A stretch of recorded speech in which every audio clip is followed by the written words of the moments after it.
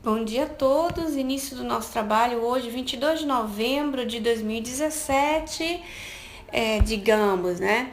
Estamos aqui para refazer o estudo do livro Recordações da Mediunidade, da médium Ivone do Amaral Pereira. Nesse momento, chamando-os para uma prece conosco, de início para agradecer, para abençoar a nossa manhã, para que nós possamos estar em sintonia com os espíritos amigos, que o nosso trabalho seja produtivo, que nosso trabalho seja irradiado da amizade. Que Deus nos abençoe, que a espiritualidade nos assista, hoje e sempre. Graças a Deus. Que assim seja. Bom dia, pessoal que está chegando, bem-vindos. Você tá conseguindo ver, dona Edna? Só dura um pouquinho, porque não tem assinatura, né? O nome, só quem tem o nome azul é que pode ficar vendo a câmera muito tempo. Como ninguém aqui tem, também eu não tenho, então é rapidinho mesmo. Então, só para vocês me olharem e me conhecerem, tá certo? Teresa, buongiorno. Ce la fai sentire?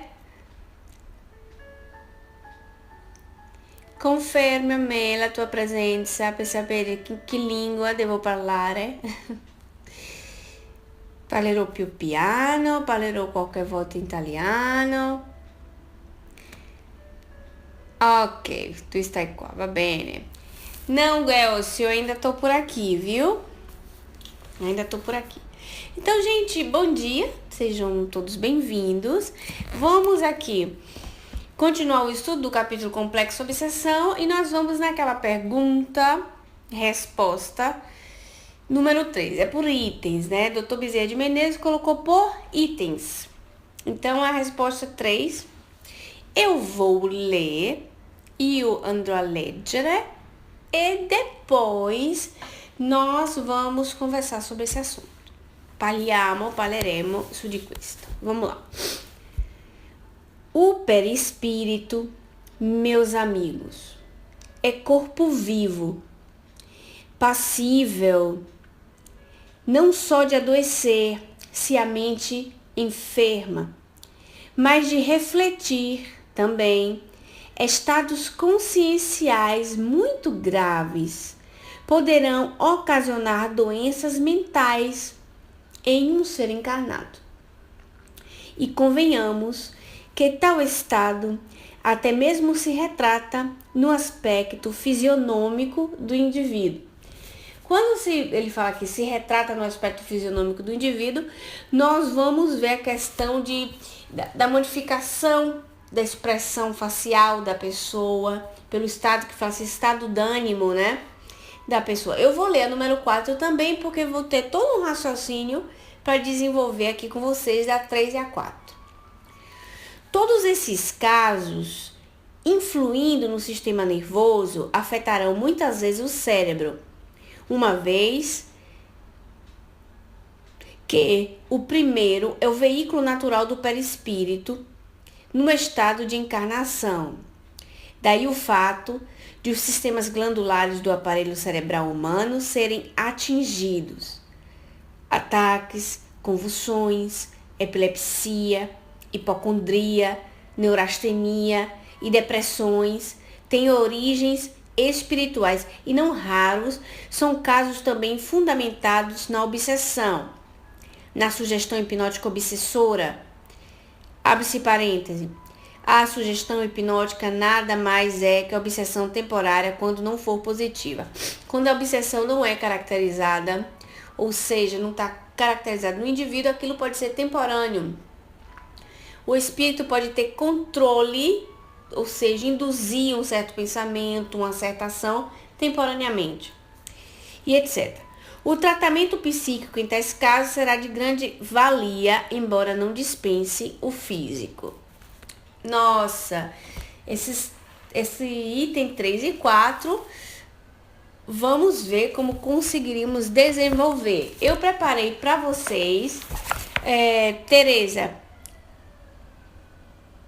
l'item 3, tomo 3 e tomo 4 del libro, parla del perispirito e che il perispirito è un corpo vivo passibile di ammalarsi attraverso la stessa mente. La mente può ammalare.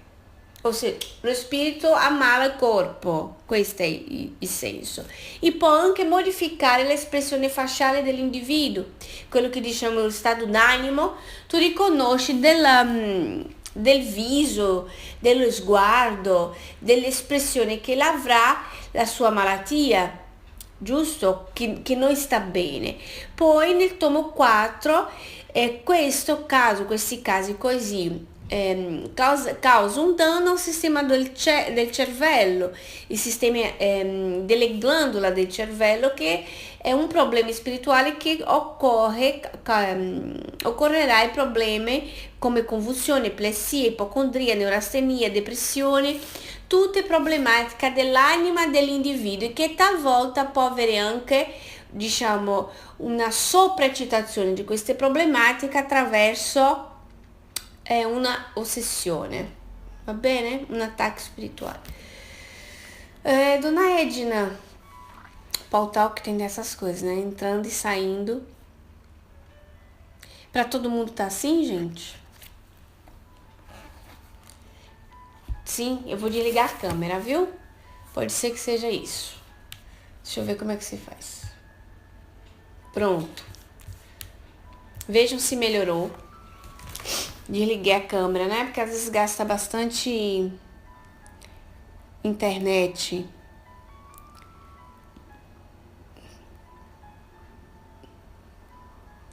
Melhorou? Belezinha, pronto. Então, eu separei para vocês, e eu separato per voi, e livro La Gênese, vocês brasileiros entenderam tudo, né? Livro Gênese. Alguns trechos do item 19, que fala da fotografia do pensamento, a qualidade dos fluidos e a fotografia do pensamento, tá certo? Então, a fotografia do pensamento, no item 19 não, um pouco antes também. Fotografia do pensamento, porque o pensamento do espírito, encarnado ou desencarnado, constrói imagens fluídicas e esse pensamento reflete ao ponto de fotografar. Ou seja, nós temos a capacidade de dizer o poder, mas o poder não fica legal. A capacidade de criar imagens saudáveis ou não saudáveis, tá certo? E isso ficar visível para os espíritos percebem e os encarnados pressentem. As nossas energias, o nosso campo psíquico, aquilo que nós, o ambiente espiritual que a gente cria em torno de nós, né? Com a fotografia do pensamento. Tá no livro A Gênese, capítulo 14, tá bom? Mais adiante,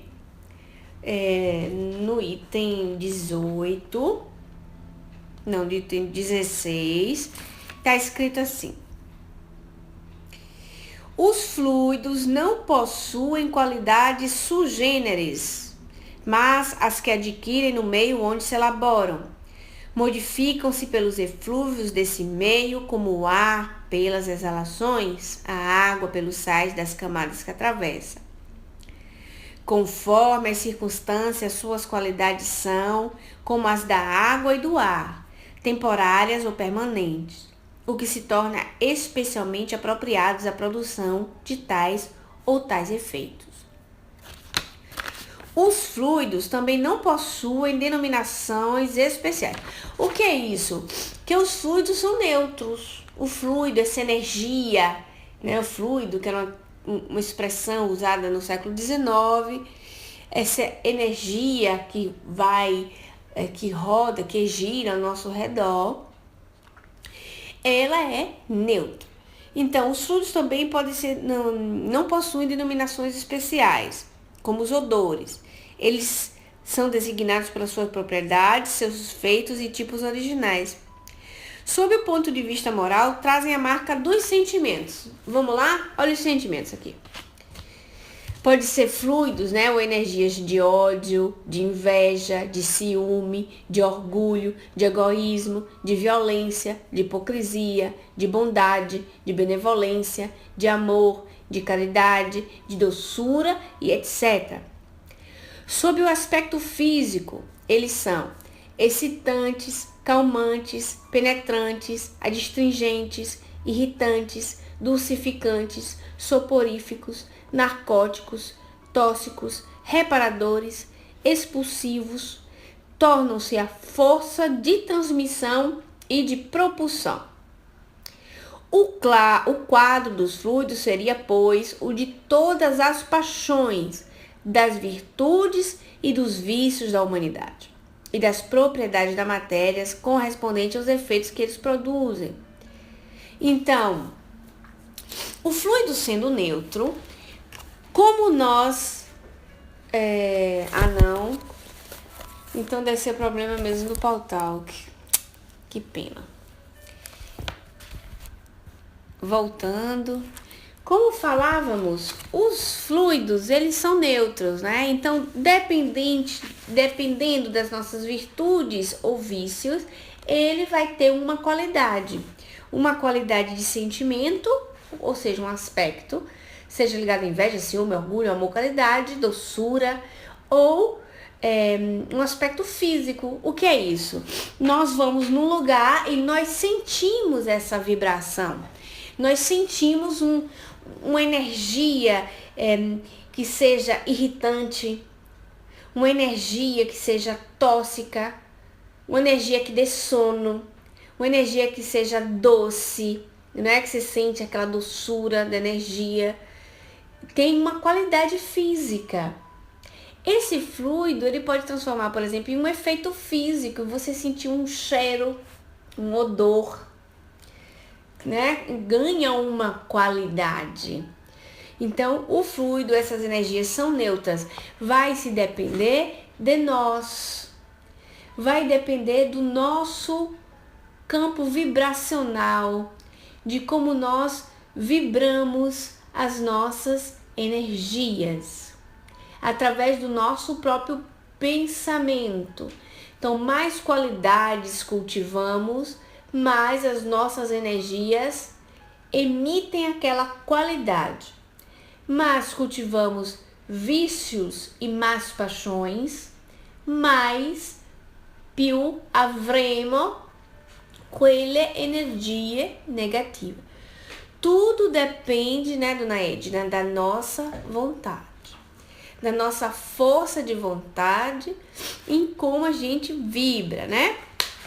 No item 18, dizem aqui, sendo apenas espíritos encarnados, os homens têm uma parcela da vida espiritual, visto que vivem dessa vida tanto quanto da vida corpórea. Ou seja, quando estamos no corpo, não deixamos de ser espíritos. E nós vivemos duas vidas contemporaneamente, são duas vidas que se cruzam, né? Então, nós estamos no corpo físico, mas nós também temos contato com o ambiente espiritual através do nosso perispírito. Inclusive, quando dormimos, nós temos contato com o ambiente espiritual literalmente, porque o corpo fica inativo e nós vamos ter com o mundo espiritual no qual nós cultivamos, o mundo espiritual no qual nós frequentamos, né? Então não é que nós nos isolamos do mundo espiritual quando estamos na vida intrafísica, né? Na vida material, encarnados, mas interagimos contemporaneamente com os dois mundos, vamos dizer assim. Me lembro muito daquele filme Avatar. Quem assistiu aquele filme Avatar? Vocês lembram do filme Avatar? Bom dia, Dudu. Vocês lembram, gente, do filme Avatar, aquele pessoal todo azulzinho? Quem assistiu? Era muito interessante aquele... Você lembra, El? Você assistiu, né, ultimamente?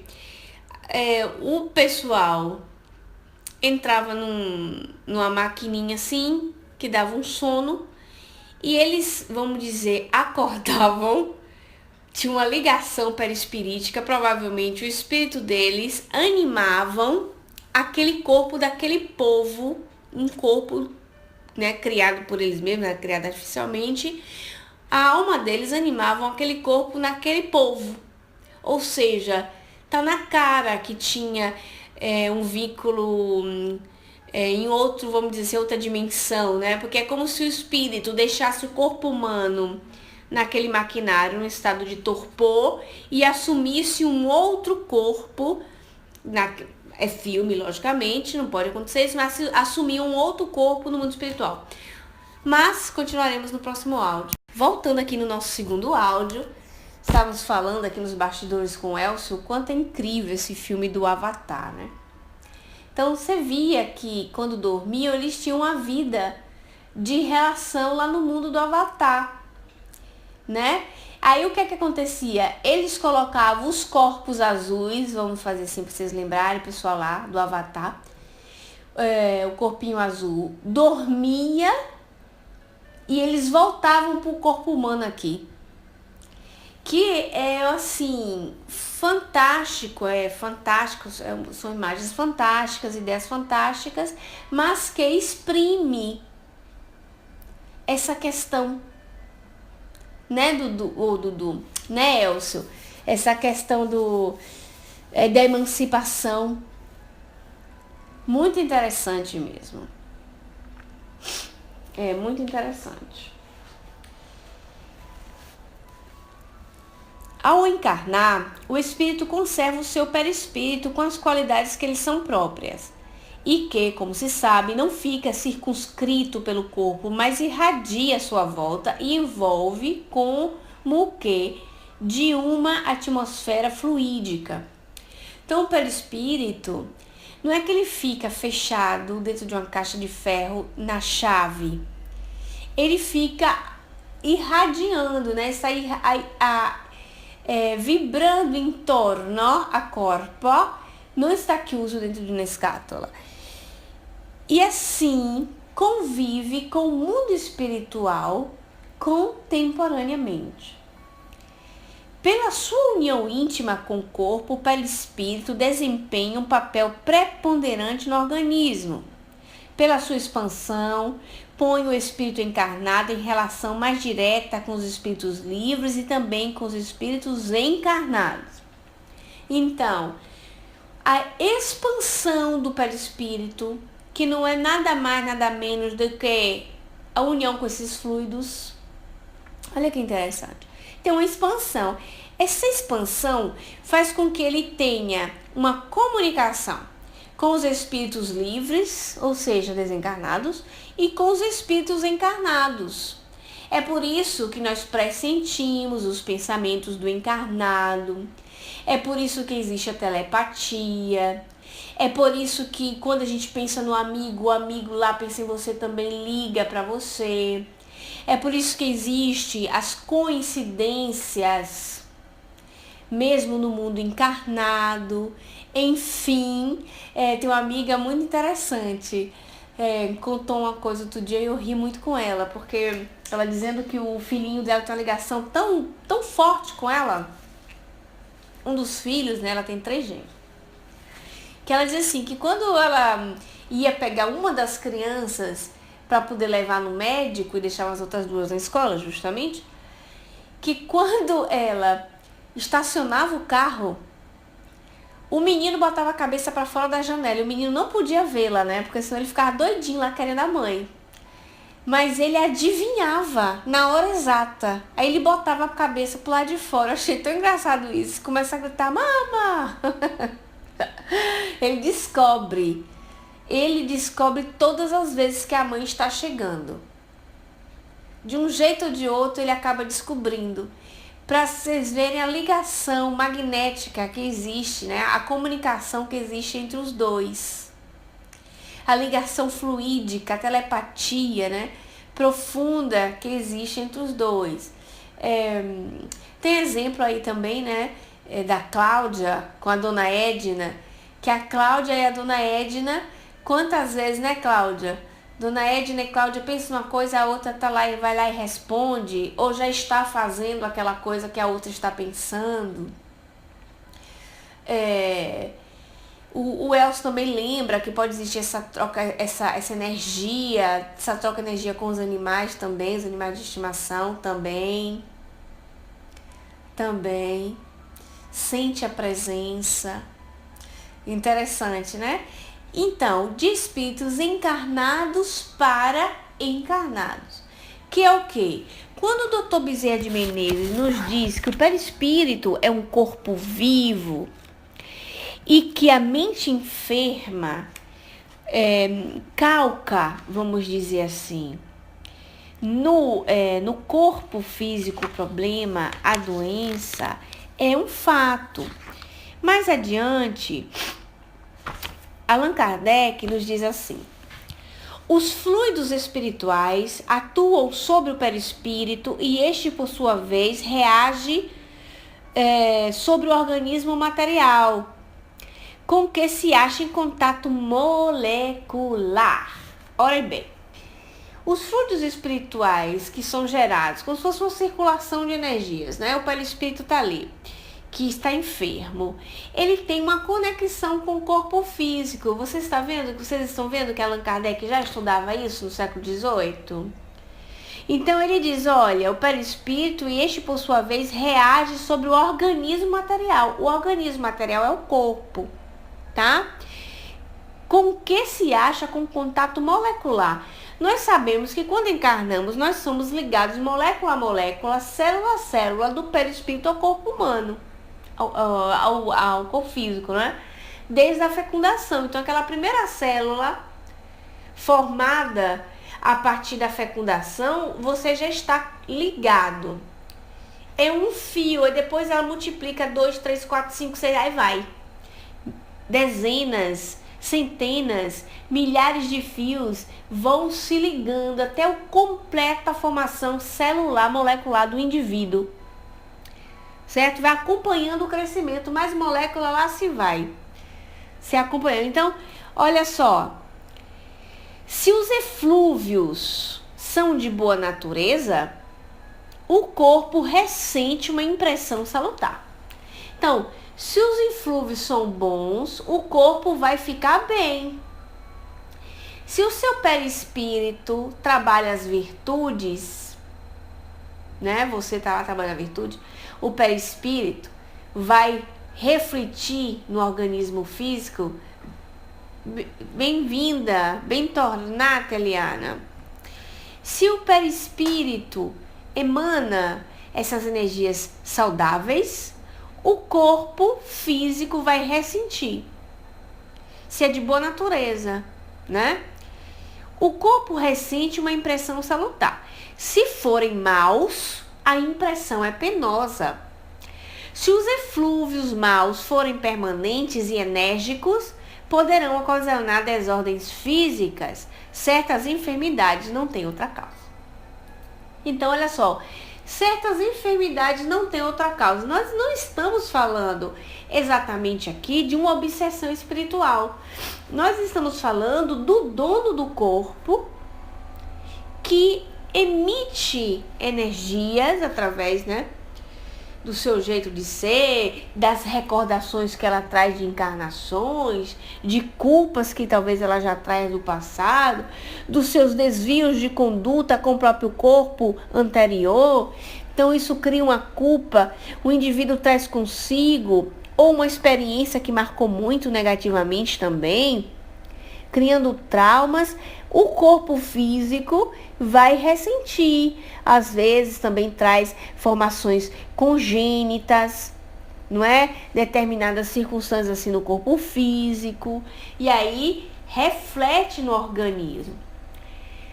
Se for uma impressão, ou seja, sabe quando a gente está jururu, que a gente está triste, ou que a gente está muito enraivado, pode dar um shutdown. Nós podemos ficar aquilo que em italiano se diria giù di morale, porque aquelas energias cansou o nosso corpo físico. Às vezes consome glicose, não é? Gasta-se energia, nós temos gastrites nervosas, o estômago recente, não somente, sabe quando a gente fala assim, nossa, haja fígado, né? Porque o fígado, ele excreta o que? A bilis, amargores, não é assim? Então, vai se causar realmente um mal-estar físico, um mal-estar temporâneo. Mas se os eflúvios maus forem permanentes e enérgicos, o que é permanente e enérgico?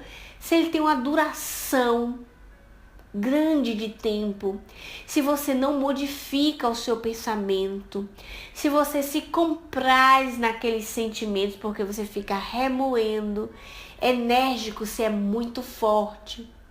A pessoa, por exemplo, passional, que ela tem aquele rápido de raiva, então ela joga uma descarga de adrenalina porque ela manda a mensagem através das glândulas cerebrais que mandam a mensagem para as suprarrenais, que são duas glândulas que ficam em cima dos nossos rins. E essas duas glândulazinhas pequenininhas em defesa jogam adrenalina no sangue. A adrenalina no sangue corre para o coração acelera. Aí o coração endoida, bate de raiva, aí tome toxina, porque o sentimento é ruim.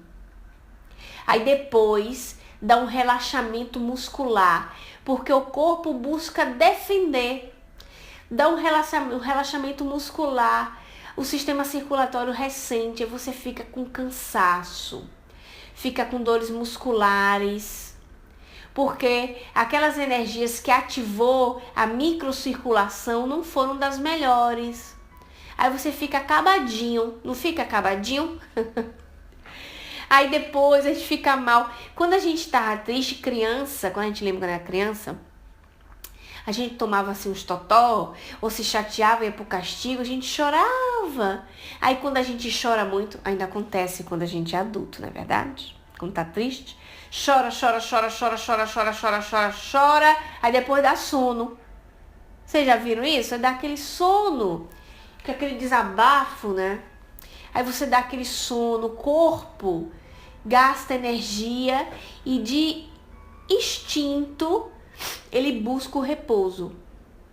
Porque buscando repouso, a pessoa sai do corpo físico. Se ela for bem assistida, ela vai ter, né, o amparo do espírito protetor, que vai consolar, enfim. Ou não também. Ou ela sai do corpo por instinto do corpo de repouso e vai encontrar os perseguidores. Depende da sintonia que prioriza na vida da própria pessoa. Mas vocês veem como isso está ligado ao nosso corpo, não é verdade? E aqui diz, ó, o corpo ressente uma impressão salutar se forem maus, a impressão será penosa. Se os eflúvios maus forem permanentes e enérgicos, poderão ocasionar desordens físicas. Certas enfermidades não têm outra causa. Se vocês observarem, quando Allan Kardec faz esse estudo, quando o Dr. Bezerra de Menezes faz esse estudo, ele não nos isenta das nossas responsabilidades. Porque nós fomos acostumados no andar dos tempos, dos séculos, botar culpa nas causas externas. Então, eu me senti mal, mas foi culpa de fulano. Foi culpa do meu patrão. Foi culpa do ambiente em que eu vivi. E a gente não percebe que somos nós quem interiorizamos esses tipos de sentimentos e jogamos no nosso organismo, não é? Somos nós, porque é o nosso sistema de circulação de energia que entra no jogo das energias. Agora vamos lembrar uma coisa, assim, falando de físico, né? Quem faz ginástica aqui? Vamos falar com os especialistas em ginástica. Eu sei que Dona Edna faz ginástica, o Dudu faz ginástica. Quem mais faz ginástica? O Elcio faz ginástica. Quando vocês vão fazer ginástica, que aí vocês suam, a Irene, né? Que vocês suam, ai que delícia, aí vocês tomam um banho.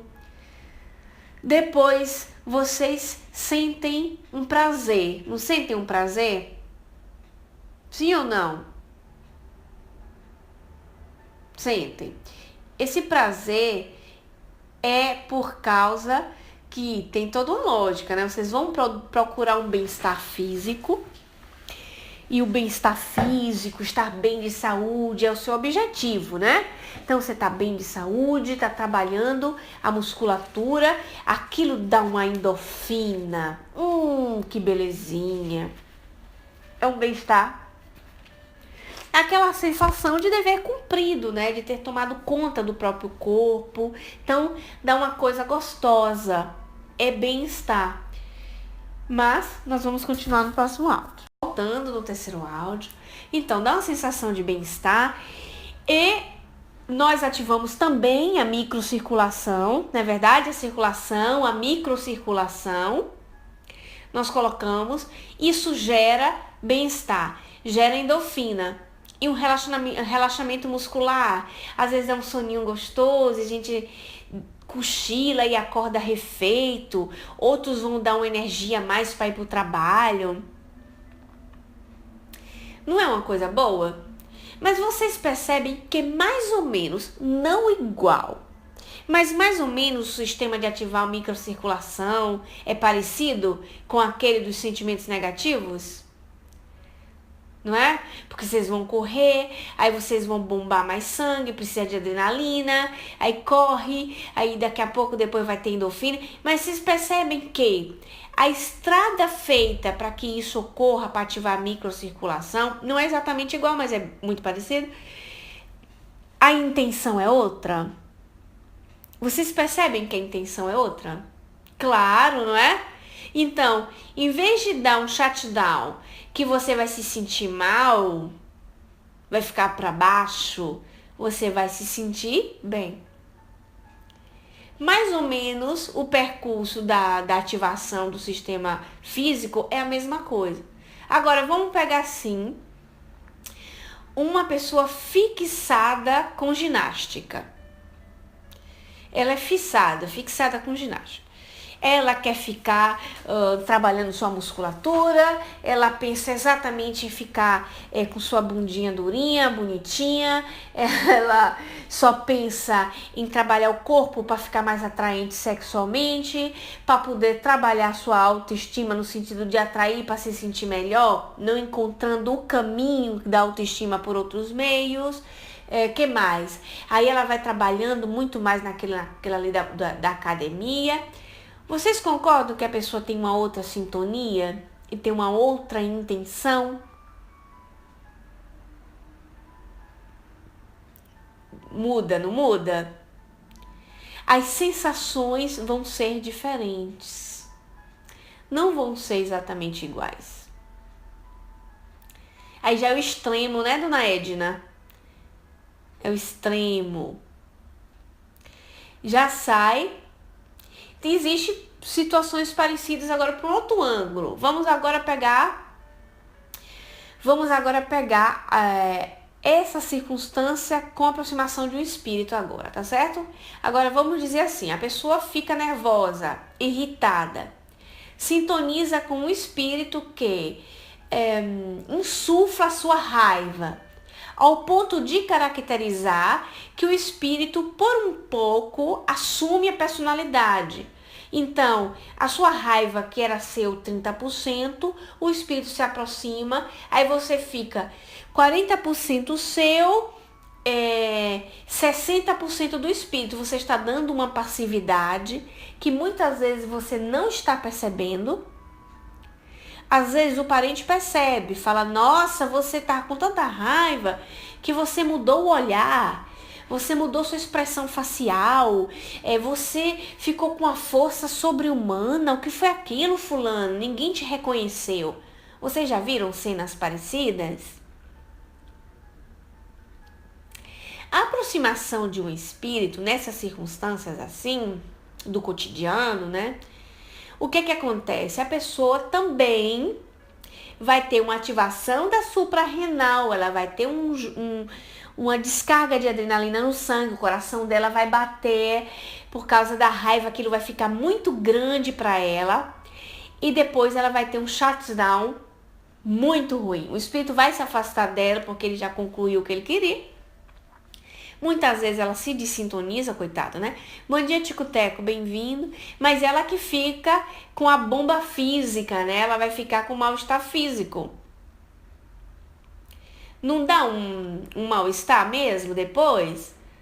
O espírito desaproxima, ela fica com aquela energia ruim, com aquela coisa ruim que ficou e tal. É muito mais complexo do que isso, né? Mas eu não vou tratar desse assunto mediúnico agora.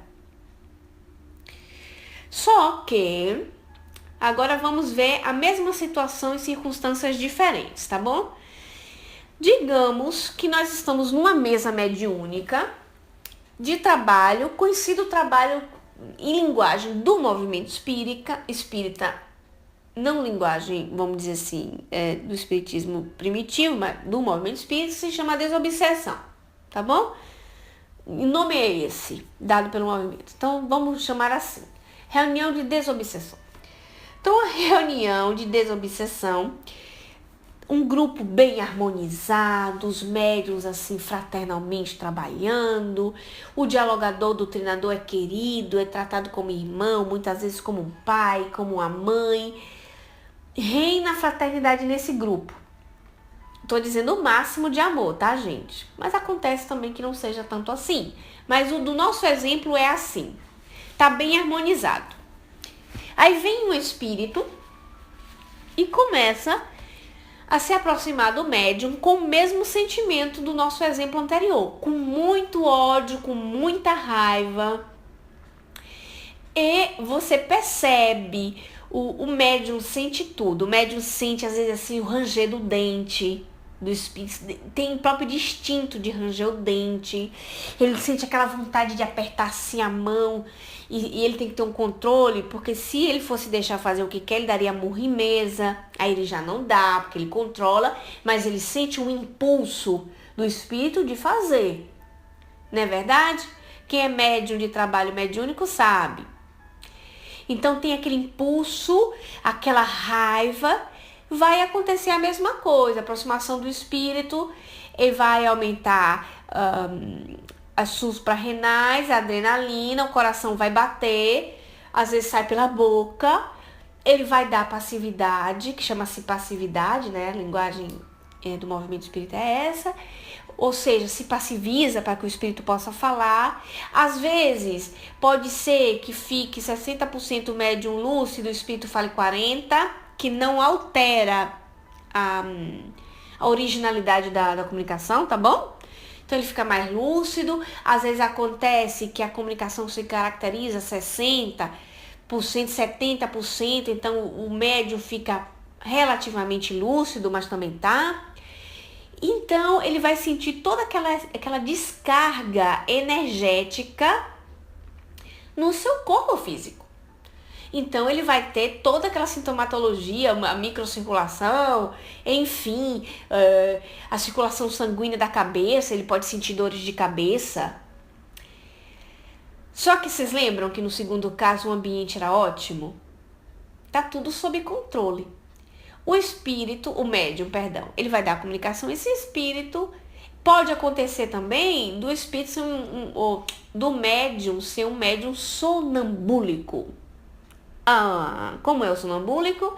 É aquele, como nós aprendemos no livro, que eu até comecei a fazer esse estudo com vocês e não concluí, né? Não foi adiante, que é o livro do André Luiz, nos domínios da mediunidade. É o médium que ele é controlado, mas ele sai do corpo totalmente. E o médium inconsciente não é outra coisa do que o médium sonambúlico. O espírito se manifesta porque ele pega o corpo totalmente. Poderíamos chegar à comparação da possessão momentânea. Caracteriza perfeitamente o médium, ou a comunicação, e o espírito do médium está do lado, controlando a situação. No momento ele está lúcido, o espírito do médium, porque ele tem controle sobre o seu aparelho fonador, né? Elcio, vai ter controle sobre a sua ação, porém, ele está ali. Então, isso pode acontecer quando a comunicação se caracteriza a 100%, vamos dizer assim, tá? Mas ele está sempre ali, porque tem que passar pelo cérebro do médium. Então, passa-se sempre pelo médium. Então, o que é que acontece? Depois de toda essa sintomatologia física que você sentiu fisicamente, depois a reação do médium quando sair da reunião mediúnica vai ser a mesma daquela passividade dada no cotidiano, com ódio, com raiva? O que é que vocês acham? Vai ser a mesma? Os médiuns experientes me ajudem. Sim ou não? Não vai ser a mesma. Ele vai ter bem-estar. Se for um grupo, como dito, controlado, bem equilibrado, cheio de amor fraternal, ele vai dispersar as energias, ele vai ter um outro médium que ajuda num passe de dispersão, ele vai sair renovado. Ele sai com aquela sensação, igual eu dei o exemplo anterior, de quando vocês vão correr, vão fazer ginástica e sente bem-estar. Se você sai arrebentado, tem alguma coisa de estranho com você, médium? Principalmente com você, médium. Porque pelos estudos que nós estamos fazendo, nós somos responsáveis pelas energias que correm em nós. Então, um médium um pouco estudado, que não deu no estudo do Livro dos Médiuns e da Gênese, pode dizer bem assim, ó. Ai, a reunião foi horrível, que energia ruim. Deve ser o doutrinador, que não deve ser bom. Ou então, ai, tava tão perturbado os espíritos. Na verdade, é uma responsabilidade sua. Porque se você tem um equilíbrio energético, você pode até sentir um impacto energético de um ambiente, mas você faz uma limpeza, uma autolimpeza energética, você sai bem. Não é normal que a pessoa vá para um grupo espírita ou para um grupo mediúnico e depois diga: ai, gente, eu saí tão mal da reunião, eu tô péssimo. Não pode. Então tem alguma coisa errada, principalmente com você. Né? Porque às vezes todo mundo tá bem, só você não tá bem. Então é uma questão de você não saber se purificar, se autolimpar, se autoequilibrar. Por isso o médium tem que ser um médium estudado para ele ganhar consapevolezza, em italiano, a consciência de que ele é responsável. Deixa eu ler vocês agora assim, ó. O Elcio colocou bem orientado, não se deve sair da reunião com dores. Sim, falta educação mediúnica, então. A dona Edna falou, boa sua comparação com a ginástica. Dona Edna. Por isso que é necessário, porque quando a gente passa a culpar o externo, sabe, dona Edna, a gente fica naquele pensamento de que o outro sempre é culpado, inclusive os próprios espíritos. Claro que a gente vai ter um mal-estar aqui, outro acolá, mas é sempre nosso. Aí a gente busca fazer energização, autoenergização, exercícios energéticos. Hoje em dia, nós temos instrução para isso, para todos os lados. Só não faz quem não quer. Não é a mesma coisa nos anos 40, 50, 60, nos anos 80, que poucas informações tinha ao redor desse tipo de possibilidade de se autoajudar. Hoje, somado ao estudo da codificação espírita com o que tem na experiência dos demais, dos mais experientes, a gente vai se responsabilizando. Então, quando a gente sai da reunião mediúnica, a gente tem que sair com o mesmo bem-estar de quando a gente vai para academia. E renovado, e mais ainda, né? Digo fisicamente, né? Eu entendo dizer fisicamente. Agora, muito mais renovado, feliz, porque, que coisa linda, os espíritos estavam ali conosco. Tem pessoas que saem da reunião mediúnica e ficam fixadas nos pensamentos das ameaças que os espíritos fizeram. Aí elas vêm, nossa, a reunião foi tão pesada. Os espíritos ameaçaram a gente, disseram que ia fazer, ia acontecer. Gente, nós somos ameaçados o tempo todo. Se você quiser ajudar alguém, você já está sofrendo ameaça. Mas a gente tem que focar o lado bom das coisas, em todos os sentidos. Com o espírito, o ambiente espírita, ele tem uma peca difícil, que o foco do obsessor, né? Nossa Senhora, a gente saiu da religião, das outras religiões que a gente tinha medo do demônio e a gente passou a ter medo do obsessor. Nossa, o obsessor. Vixe, fulano tá obsediado, fica um estigma. A pessoa, Nossa Senhora, a pessoa tá possuída pelo demônio, né? E é uma coisa assim muito sofrida, porque as pessoas ficam com estigmas, mas nós continuaremos a falar disso no próximo áudio. Sim, tem uma fixa, voltando aqui no quarto áudio, tá, gente? Fica assim, viu, Elcio? Uma fixação muito grande no espírito obsessor. Então, o obsessor ameaçou, aconteceu. Paciência, né? Eu vou tentar fazer as coisas boas e eu vou tentar pensar que pode ser 1, 2 contra 100 espíritos bons que trabalham conosco. Que são 2, 3, 5 contra 100, né? Que são 2, 3, 5 contra o apoio de Deus, contra a amizade do Cristo. Eu tô jogando no time do Cristo ou não tô?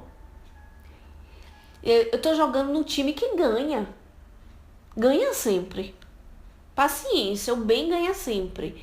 E quando nós passamos a ver os espíritos, nesse caso, os espíritos obsessores, como companheiros, futuros amigos, futuras pessoas com capacidade de luz, com capacidade de bem, eu desfoco do defeito dele.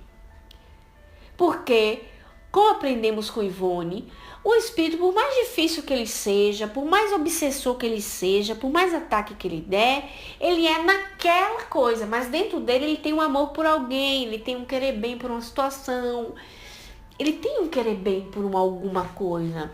Só que nós vamos descobrir como chegar no coração da pessoa. E essa pessoa serve o encarnado também, né? Então, tá aí a questão do bem-estar.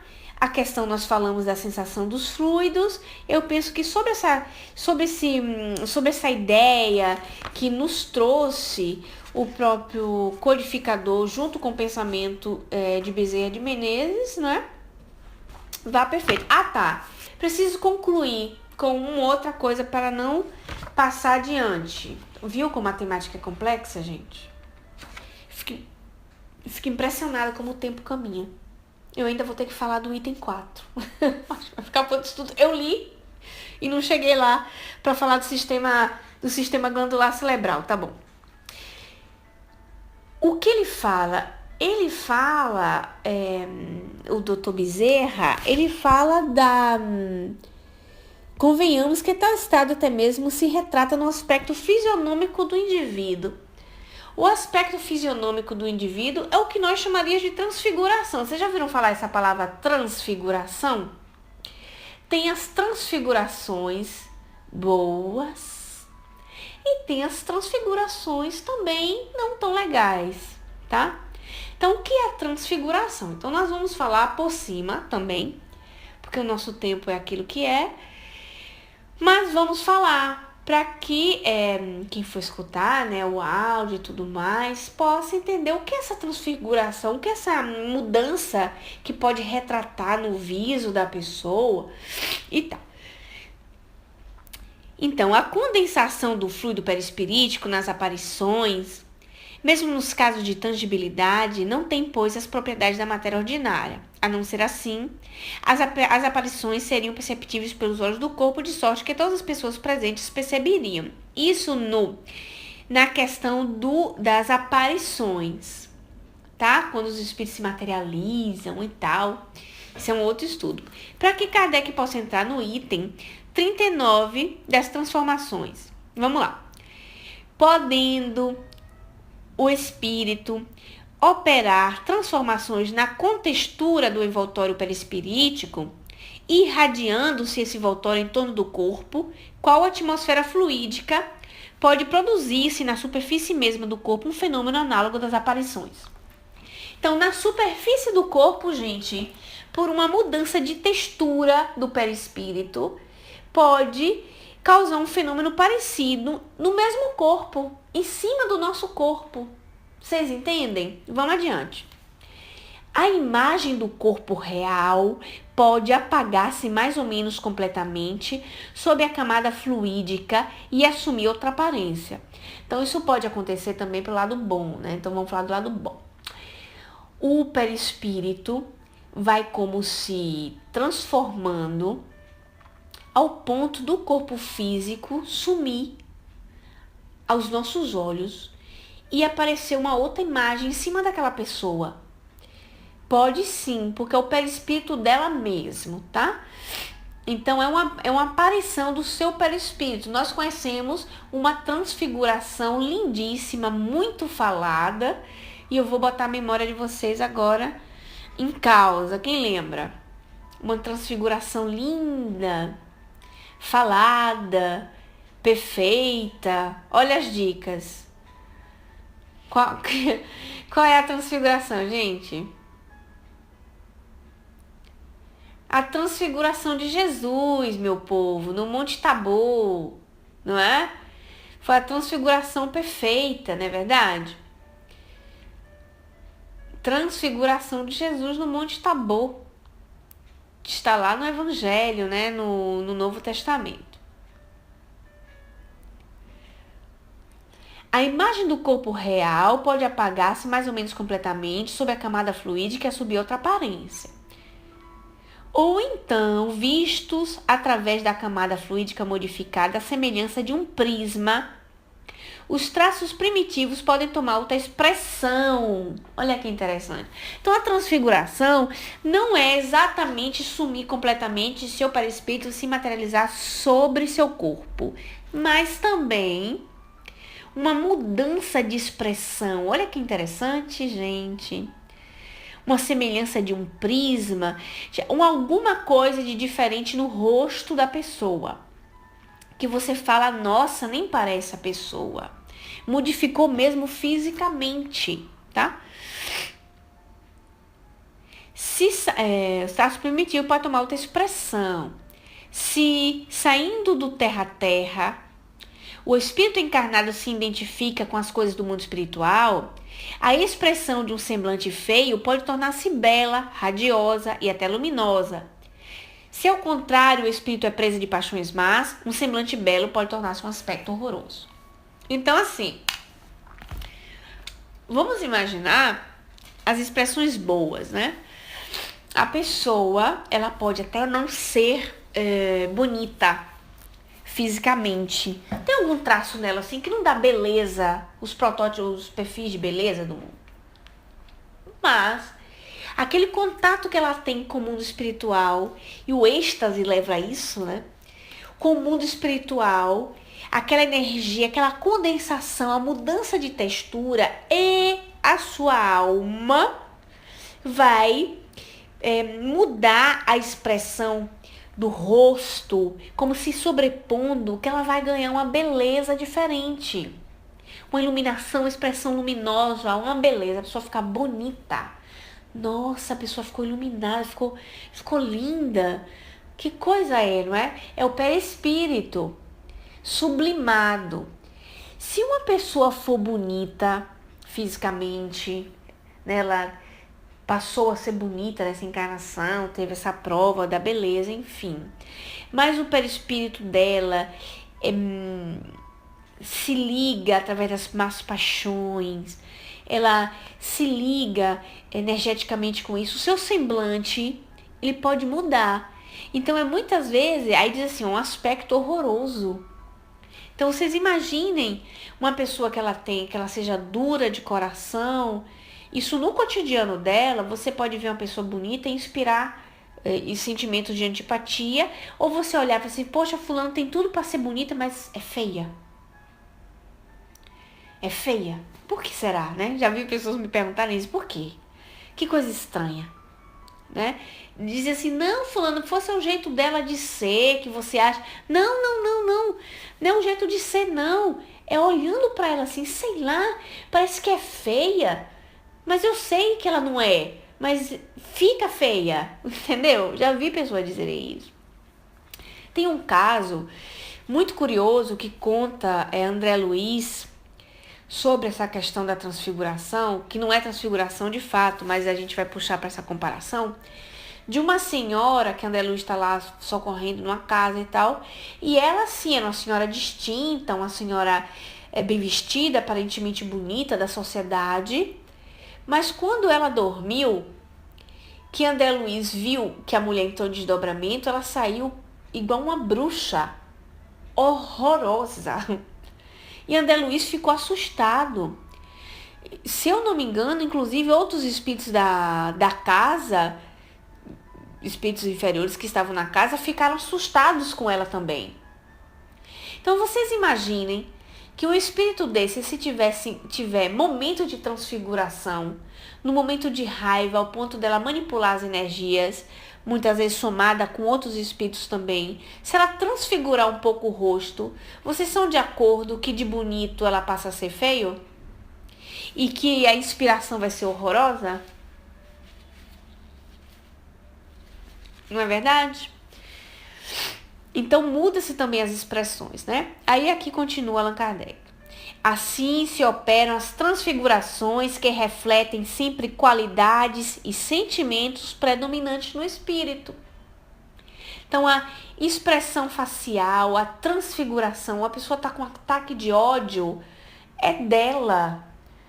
Às vezes tem até um espírito que inspira ela mesmo, sabe? Mas aquele ímpeto é da índole do espírito que tem que melhorar. Ela tá até ela tem um rosto bonito, tem um corpo bonito, mas ela se transfigura mesmo. E com a somatória das entidades, é lógico, né, que a situação fica mais grave. O fenômeno resulta, portanto, de uma transformação fluídica. É uma espécie de aparição perispirítica que se produz sobre o próprio corpo do vivo, e algumas vezes no momento da morte. Em lugar de se produzir, ao longe, como nas aparições propriamente ditas, o que distingue as aparições desse gênero é o fato de serem, geralmente, perceptíveis por todos os assistentes e com os olhos do corpo, precisamente por se basearem na matéria carnal visível, ao passo que nas aparições puramente fluídicas não há matéria tangível. Então, nas aparições dos espíritos desencarnados, nós não os vamos ver, né? Só vê quem tiver visão psíquica, ou se o espírito manipular os fluidos de fulano, beltrano e ciclano, 3 vêm, 2 não, uma assembleia de 5, pode acontecer. Nesse caso da transfiguração, as pessoas podem notar a mudança da pessoa, porque é uma aparição perispirítica, é da própria pessoa, tá certo? Então, são temáticas interessantes da gente falar, por causa que não sempre, não é? Nós abordamos a título de estudos essas temáticas do perispírito, dessa capacidade plástica que o próprio perispírito tem, enfim. Como o Dr. Bezerra diz, que é um corpo vivo, passível não só de adoecer, se a mente é enferma, mas de refletir também estados conscienciais. Então, uma pessoa com a mente enferma, com a mente problemática, ela pode se transfigurar, sim. E, como Allan Kardec disse na Gênese, molécula a molécula, o espírito, ele modela também a matéria física. E aquilo pode, através de um olhar, de uma musculatura contraída, não é? Porque ela está em sintonia com o seu próprio corpo, ela pode ter uma modificação mesmo muscular do corpo e transformar a própria expressão do viso, que a pessoa olha para ela e fala assim, meu Deus, fulano tem uma cara de uma pessoa que é enferma da mente. Se ela for mais sensível, mediunicamente, consegue perceber que tipologia de espírito pode estar perto. Ela consegue perceber que é dela de mais outros, enfim. Através de uma sensibilidade e dos olhos de ver, porque isso entra muito em questão, né? Começa-se a perceber o ambiente espiritual daquela pessoa. Então, as enfermidades, não é? Se calca no próprio rosto também, tá bom? Então, é isso, né, dona Edna? E quantas vezes a gente presencia, né, a transformação? Então, Então nós vamos concluir o nosso trabalho de hoje, agradecendo a presença de todos, e no próximo áudio nós vamos fazer a nossa prece de encerramento.